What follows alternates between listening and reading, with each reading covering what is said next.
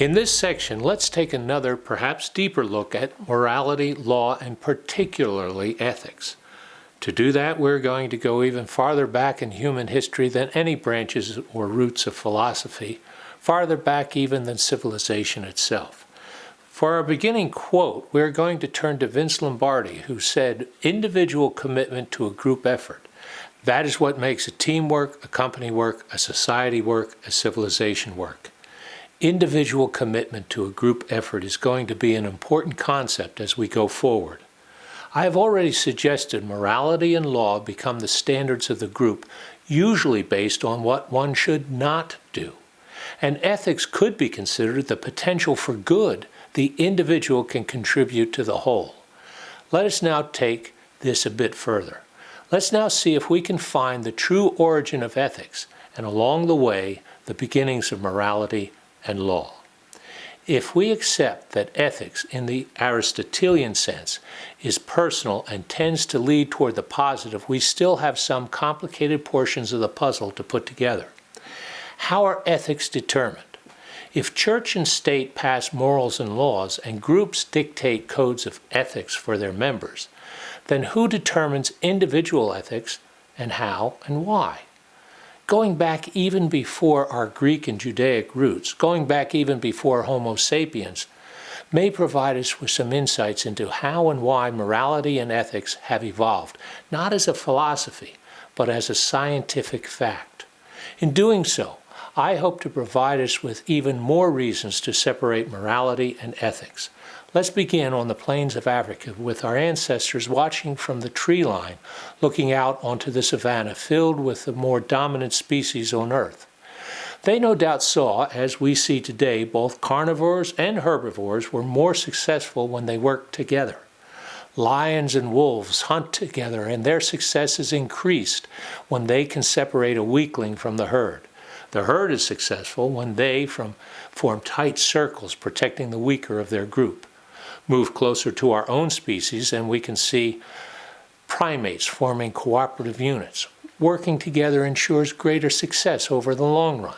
However, it would be naive to think the first of our human ancestors were not bound by some form of alpha male and alpha female dominance. The power of a leader to dominate and control the pack is certainly the first step in guaranteeing group action.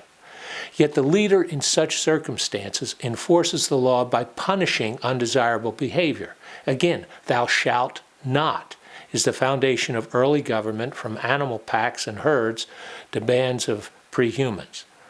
If we study all anthropoids, all the human-like creatures, including ourselves, two overwhelming facts stand out immediately. First, anthropoids are social creatures. We group together. And secondly, the most intense bond between anthropoid groups is between the mother and the infant. Studies have shown, from gorillas and orangutans to chimpanzees, a strong male will govern the group, but other social actions supersede male dominance. Until Jane Goodall, no one ever thought our great ape ancestors used tools. We thought it was strictly a human distinction. But Goodall's research changed all that, and so we see anthropoids learn behavior and tool use from other members of the group. Here we start to see a separation in the role of governing through power and violence, and the role of improving the success of the group through technology or education. This then begins an important step forward in anthropoid development. If the alpha male continues to kill off every adolescent that plays with fire, the group will never discover how to cook. On the other hand, if that mother-infant bond prevails to protect her curious youth, some youngster will someday grow up and determine how to harness fire, and the world will never be the same. Slowly, ever so slowly, over hundreds of thousands of years, progress from rule by violence to incorporating new ideas, passed on through cooperation rather than dominance, brought our own humanoid ancestors to the brink of civilization. Gradually, our hominid ancestors spread outside the African continent. Having mastered the use of fire, they became big game hunters, and they slowly developed cultural aspects such as the creation of art. Finally, about 30,000 years ago, Homo sapiens had outcompeted every other anthropoid to become the ruling species throughout what would become Africa, Asia, and Europe, and eventually the world.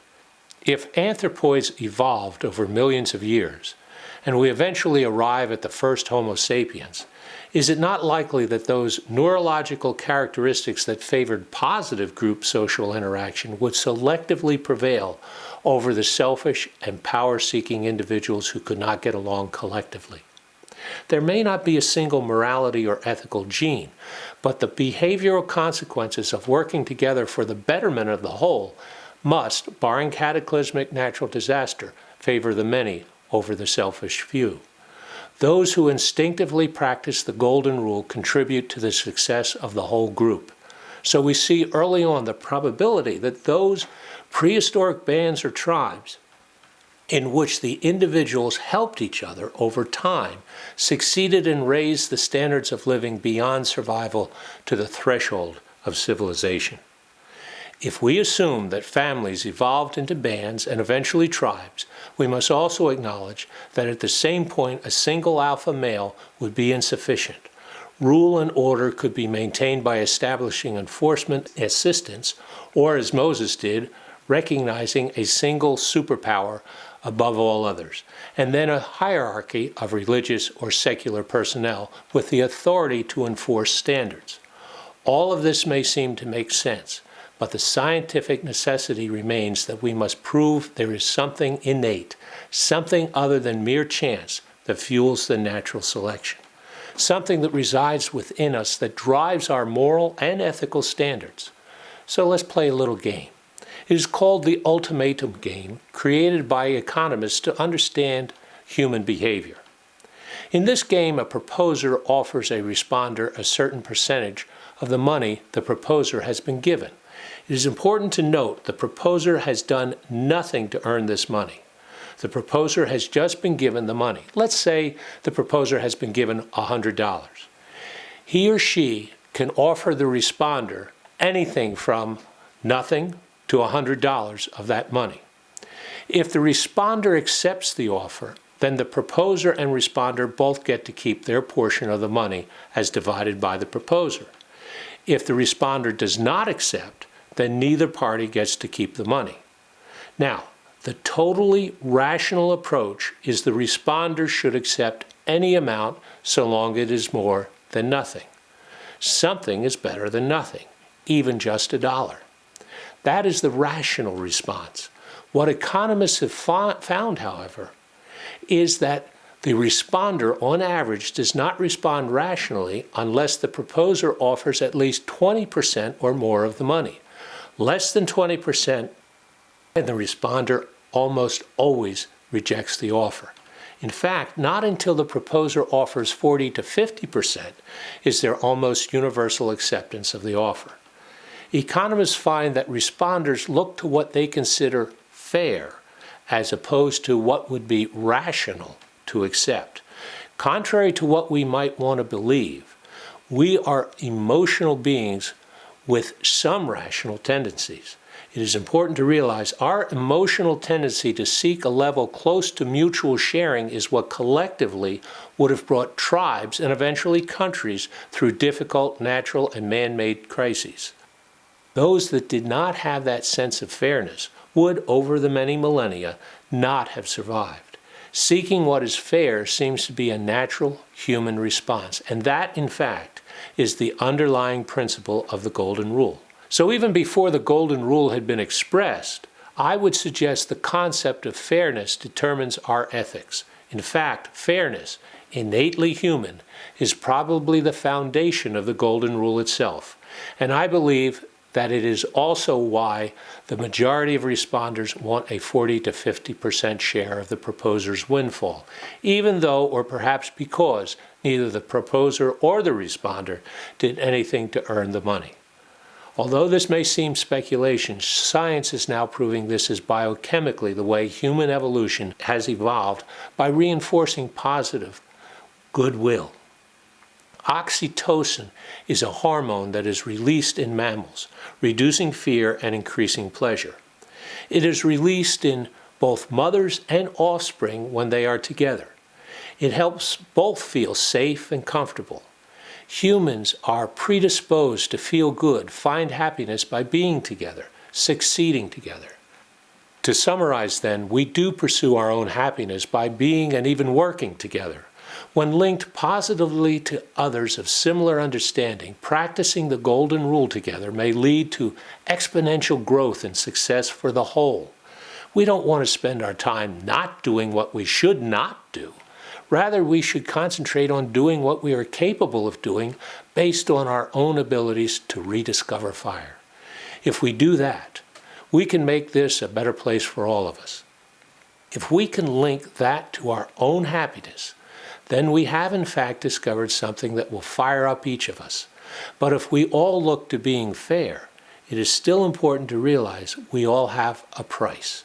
And if we all have a price, Aristotle gave us a method to prepare ourselves for the best price possible, fine-tuning our virtues. That is what we will discuss in our next section. But let us conclude this section with our reality check. We have talked about our great ape cousins in the anthropoid tree of development. There are those who use these animals and other animals for medical experiments, including AIDS research. Discovering cures for such a disease is extremely important. Since the great apes are not human, many will consider such experiments no different than using rats or fruit flies for scientific research. I do not want to raise that ethics debate here, but to point beyond that debate to an even more sobering reality check. If we can force others we consider less than ourselves to endure such experiments simply because we can force them to, a sort of Napoleon-esque standard when he said, morality belongs to the side with the strongest artillery, then what should we expect from any superior alien beings that might discover us while we search the universe for extraterrestrial life? See you next time, I hope.